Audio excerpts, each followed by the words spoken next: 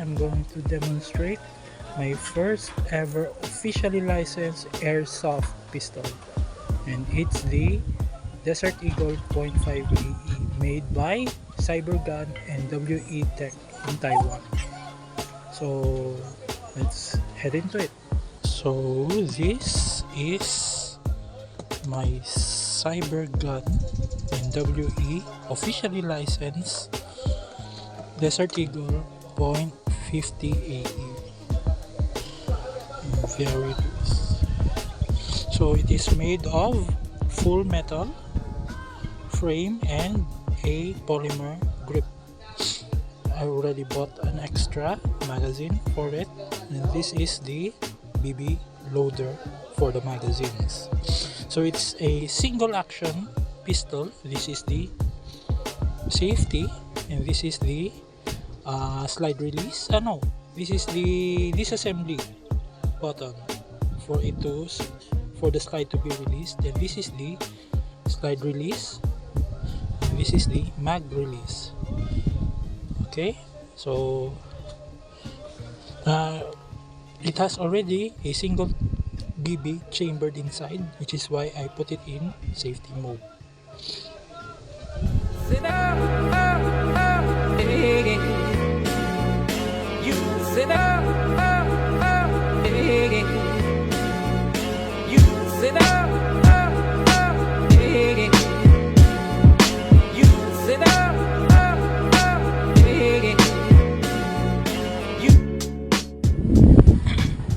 So this is the pistol. We've already loaded the magazines with BB and green gas. So we're gonna test fire this with both magazines. So for protection, I'm gonna use an eye protection goggles.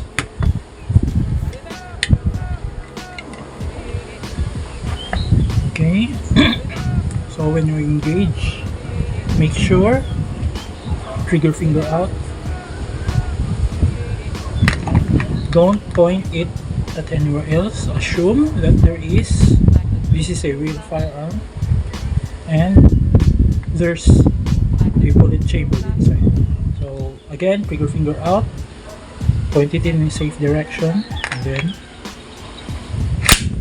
do this one. Put it in safety first. Okay. Now we're gonna test fire.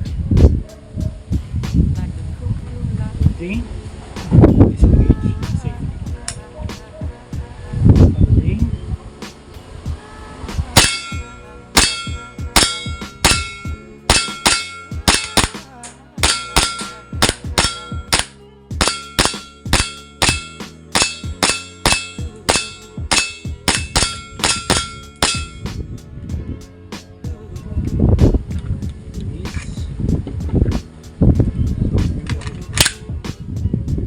Firing.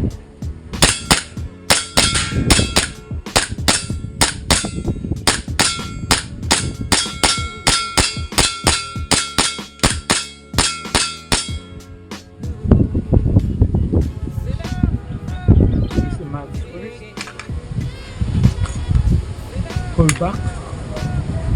See the magazine release. When there is no magazine, it goes down. When you pull it back, close it, disengage the hammer. Okay. So that is it. Thanks for watching, and see you in the next one.